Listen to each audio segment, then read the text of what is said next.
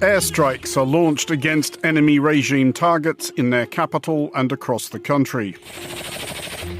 The enemy regime conducts scattershot retaliatory actions across its borders. One side, a nuclear-armed power, claims to be rooting out terrorists, making the world safer. The other side, a ruthless and effective exponent of guerrilla warfare, makes the somewhat contradictory counterclaim that they are not terrorists, so there, but will wreak a hideous revenge. Neither side appears to have an especially clear idea of what endgame they are working towards or what victory would look like. In any other week, open hostilities between Pakistan and Afghanistan would be pretty big news. This week, open hostilities between Pakistan and Afghanistan are struggling for attention with the obvious, and without wishing to get too invested in butterfly effect adjacent conjecture, that fact in itself could make the open hostilities between Pakistan and Afghanistan even worse, on the grounds that governments and militaries alike are given to taking liberties if they think nobody is watching. We were ready, vigilant. The Pakistan Armed Forces, Pakistan Army, responded immediately and effectively. At all 53 locations, the attack was repulsed. The present outbreak of hostilities is serious.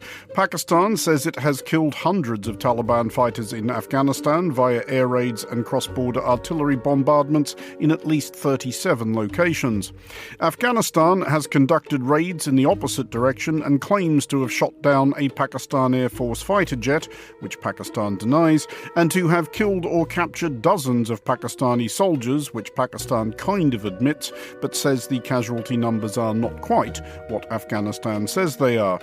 Some reports suggest that an Afghan drone made it as far as the PAF's Nurkan base on the outskirts of Rawalpindi, which is to say about half an hour by taxi, if the traffic is with you, to Parliament House in Islamabad.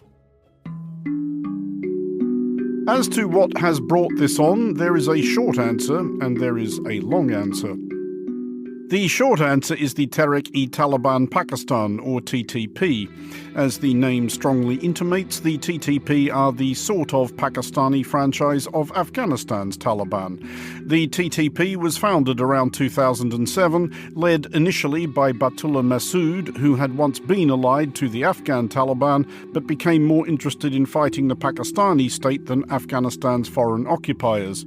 Military rule is the cause of the anarchic situation in Pakistan. Military rule is not the solution. Though Masood himself always denied it, many suspect the TTP of involvement in the 2007 assassination of former Pakistani Prime Minister Benazir Bhutto.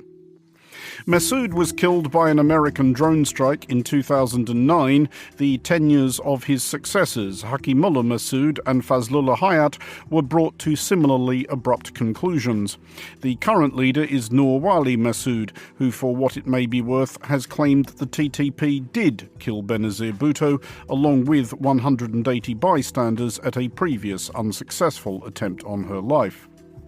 The official line is that the TTP are operationally independent of the Afghan Taliban, and as is usually the way with humorless fanatics, the two groups have pretty frequently fallen out over minutely pedantic questions of doctrine and dogma about which no sane person could possibly care less.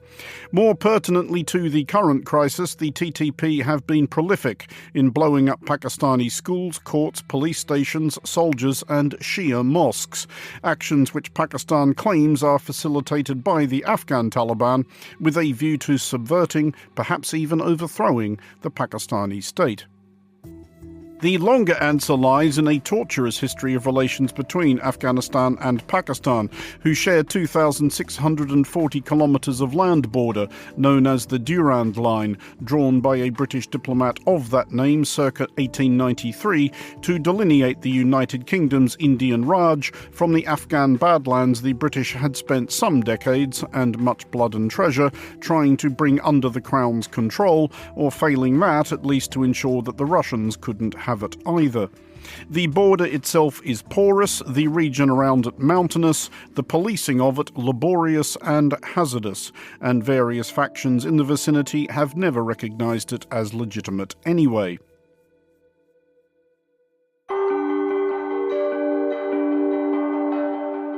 When the Taliban first seized power in Afghanistan in the early 1990s, they did so with the acquiescence, if not the outright assistance of Pakistan, which perceived upsides in installing a regime of pious Islamists in Kabul, partly so the only border Pakistan would need to worry about was its one with India.